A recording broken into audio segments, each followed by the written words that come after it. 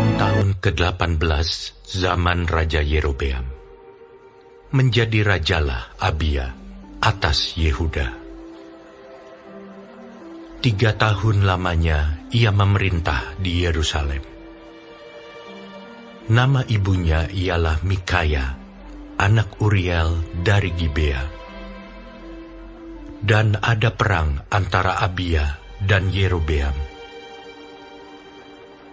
Abia memulai perang dengan pasukan pahlawan-pahlawan perang yang jumlahnya 400.000 orang pilihan. Sedangkan Yerobeam mengatur barisan perangnya melawan dia dengan 800.000 orang pilihan, pahlawan-pahlawan yang gagah perkasa. Lalu Abia berdiri di atas gunung Semaraim, yang termasuk pegunungan Efraim, dan berkata, "Dengarlah kepadaku, Yerobeam dan seluruh Israel. Tidakkah kamu tahu bahwa Tuhan Allah Israel telah memberikan kuasa kerajaan atas Israel kepada Daud dan anak-anaknya untuk selama-lamanya dengan suatu perjanjian garam. Tetapi Yerobeam bin Nebat, hamba Salomo bin Daud, telah bangkit memberontak melawan tuannya. Petualang-petualang, orang-orang Dursila berhimpun padanya. Mereka terlalu kuat bagi Rehabiam bin Salomo, yang masih muda dan belum teguh hati, dan yang tidak dapat mempertahankan diri terhadap mereka. Tentu kamu menyangka bahwa kamu dapat mempertahankan diri terhadap kerajaan Tuhan yang dipegang keturunan Daud. Karena jumlah kamu besar, dan karena pada kamu ada anak lembu emas yang dibuat Yerobeam untuk kamu menjadi Allah.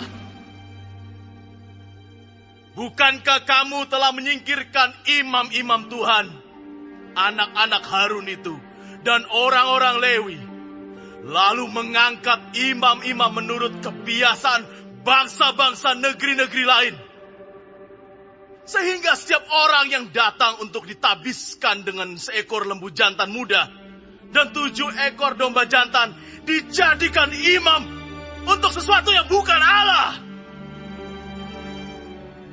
Tetapi kami ini, Tuhanlah Allah kami, dan kami tidak meninggalkannya.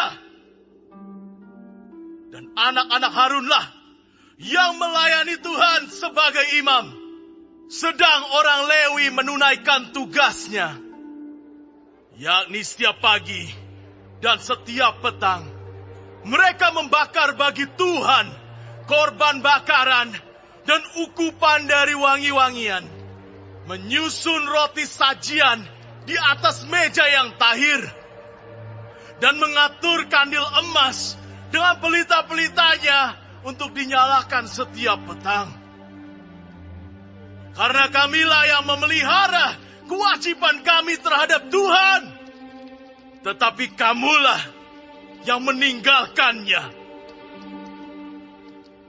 Lihatlah, pada pihak kami Allah yang memimpin, sedang imam-imamnya siap meniup tanda serangan terhadap kamu dengan nafiri isyarat-isyarat. Hai orang Israel, jangan kamu berperang melawan Tuhan Allah nenek moyangmu, karena kamu tidak akan beruntung. Tetapi Yerobeam mengirim suatu pasukan penghadang yang harus membuat gerakan keliling supaya sampai di belakang mereka. Sehingga induk pasukannya berada di depan Yehuda, dan pasukan-pasukan penghadang di belakang mereka. Ketika Yehuda menoleh ke belakang, lihatlah, mereka harus menghadapi pertempuran dari depan dan dari belakang. Mereka berteriak kepada Tuhan, sedang para imam meniup nafiri, dan orang-orang Yehuda memekikkan pekik perang. Pada saat orang-orang Yehuda itu memekikkan pekik perang, Allah memukul kalah Yerobeam dan segenap orang Israel oleh Abia dan Yehuda. Orang Israel lari dari depan Yehuda, tetapi Allah menyerahkan mereka ke dalam tangan Yehuda. Abia dengan laskarnya mendatangkan kekalahan yang besar kepada mereka. Dari orang Israel mati terbunuh 500.000 orang pilihan. Demikianlah orang Israel ditundukkan pada waktu itu. Sedang orang Yehuda menjadi kokoh karena mereka mengandalkan diri kepada Tuhan, Allah nenek moyang mereka. Abia mengejar Yerobeam dan merebut daripadanya beberapa kota, yakni Betel dengan segala anak kotanya, Yesana dengan segala anak kotanya, dan Efron dengan segala anak kotanya. Tak pernah lagi Yerobeam mendapat kekuatan di zaman Abia. Tuhan memukul dia sehingga ia mati. Abia menunjukkan dirinya kuat. Ia mengambil 14 istri dan memperanakan 22 anak laki-laki dan 16 anak perempuan. Selebihnya dari riwayat Abia, langkah-langkahnya dan titah-titahnya tertulis dalam kitab sejarah Nabi Ido.